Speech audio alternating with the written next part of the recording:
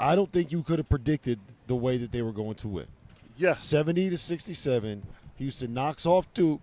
They were down by 14 with 8 minutes and 17 seconds left. They were down by 9 with 2 minutes left. They were down by 7 with a minute and a half left. They were down by 6 with 33 seconds left, and they still found a way to win. What just happened?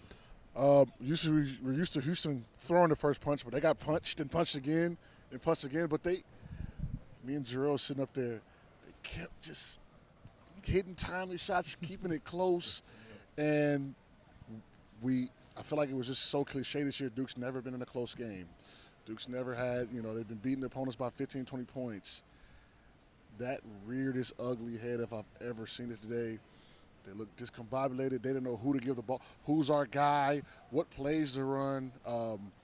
They couldn't tweak their pressure moments because this was the pressure moment. When you trick a game off, you go back to the drawing board, hey, this is what happened. Let's not let it happen again. Houston's been in some overtime games. That was the story right there. Matt, you watch it again. I did watch it again. Shell shot. And look, this was the concern coming into this tournament. They've been in 3 close games all year. Mm-hmm. What's going to happen when they get in a tight basketball game in the NCAA tournament? What's going to happen? And when you think about the plays, when you think about the turnover versus the press, that led to the dunk, when you think about the missed free throws, like things like that. I mean, when the technical foul occurred down here on the baseline and Duke got a free throw and they go to the line and make it and it's a 6-point game, you're like, this game's over. Mm-hmm. This game's over. Then they have an offensive possession. Knipple goes down the lane, gets his shot blocked, and that's really what started the run. It was the offensive possession where Knipple goes down the lane, gets his shot blocked. Houston comes down, drills a 3. Then you got a turnover. I mean, it was a snowball of effects. But this was the concern coming into the tournament. When they get in a close game, are they going to execute down the stretch? Because they haven't. I don't care. You can have special situations galore in practice. You can run 1,000 special situations. But when you get in a moment, when you're in the environment, when you're in this place, and it was a pro-Houston crowd, when you're in that, you got to be able to execute. 100%, man. And this type of pressure is different. Me and John were just sitting up there, and every time Houston down 10, bang, something just to keep close enough. And then I thought it was crazy to hear Coach Sampson say in the press conference tonight, because it was kind of making me a little bit uneasy, because I'm like, the pace of this game, it just seems like there isn't a lot of sense of urgencies, but it was purposefully done with Houston. And I thought it was almost like it's a masterclass in coaching tonight. He knew man for man they were out-talented by Duke. And he felt that the best way for him to win the game was to keep the game in what he said, the low 70s or high 60 ranges. And if they could win the rebound game by 10, they felt that they could win the game. And I saw it because I kept telling John, like, man, when are they going to speed it up? When are they going to speed it up? Because they kind of got to get going. They're down. Great decision, risky, but great decision not to foul after the technical. Down 6, just play it out, get a stop. I was yelling. I'm like, oh my God, are they gonna foul? And I'm like, they played it out. They got to stop. They got the block on Knipple, come down, bang, hit a 3, 1 possession game, and that changes everything. A lot of this as well has to go on Duke. The late game execution. I didn't love atrocious. the Knipple play call. I didn't like the Flag's got to have the ball in that game. The press breaker was dumbfounded to me as well too. Me and John talked about this, just how different it is at the NBA level. Like, you got Cooper Flagg on your team, get those other guys the hell out of the backcourt and let him go catch the ball. That's right. Like, that's exactly right. You post up. You have a 6'10" ball handler.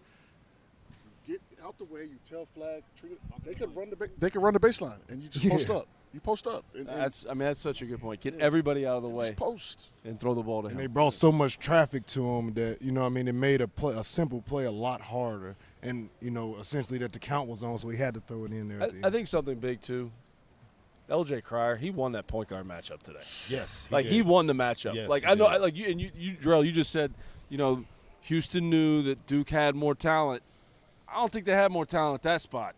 I mean, he won the matchup. He won the matchup. He outplayed Proctor. 100%. And another thing I saw as well, and tell me if you guys noticed it, because they were matchup hunting. Their offense was really stagnant down the stretch, and Duke was? Houston, and they were waiting. My eyes might have been mistaking me, but they liked that matchup with Cryer versus Knipple. Yeah. And I felt like they were doing a whole lot of, kind of dummy action to get that switch and kind of get the matchup that they wanted. Because they knew Duke was going to switch everything. Yeah, and they knew they were Duke going to was going to switch switch everything. You got to give a ton of credit to Houston, but I think the story of this is the way that Duke handled the late game scenarios there. Hadn't been in it? We saw, so in the ACC tournament they were. Cooper Flagg wasn't there, but in the ACC tournament they were. In 3 of their last 4 games before the tournament started, they trailed in the second half. At North Carolina, Georgia Tech in the game when Cooper Flagg got hurt, and then Louisville in the championship game. North Carolina allowed them to execute because that might have been a – but and then if North Carolina wins, maybe they the game where they didn't trail in the second half was the Carolina game where they almost gave back a 21-point lead in the second half, right? We've seen Duke do this stuff before, and part of it is when it gets to crunch time and all you're doing is matchup hunting, you're kind of banking on, okay, Cooper Flagg's got to go make a play. And a lot of what he was settling for was kind of mid-range fadeaway stuff. Like Shire said, I love the shot that we got. We had the best player in the country 6 feet away from the rim taking a shot. I'll take that every day. I don't know if a fadeaway turnaround over Jawan Roberts is necessarily the shot that I want really in that defense. scenario with the Final Four and a chance to get to a national championship on the line. I don't know if I love the way that he tried to drain the clock down the stretch. John, we were talking about this earlier. It felt like they were trying to get to the end of the game as opposed to take the game. Yeah, put them in the grave. Some of the most memorable losses I have in my career as a player come from trying not to lose. Like if I was coaching, one of the first things I would say is, if we're down the stretch and we have a comfortable-ish lead, you keep playing. Like I love what Florida did. They were in a similar scenario point-wise. They try to throw a lob. He threw the lob. They're attacking. I wasn't with him on the lob. I wasn't with him at I all. wasn't with him on the lob. I'm not going to lie. I jumped out of my seat. The one late in the game. Yeah, he threw one dribble like that 40 thing out. seconds left. I would prefer that mindset. Go for the jugular. I've played before, and I mean, he got fouled. He got to go to the free throw. Go for the jugular. I try to bury him. Yeah. And Duke was just like, okay. Clock watching. Ooh, okay, we're good. Let's just slow it down. No, keep playing how you're playing. Damn, this a long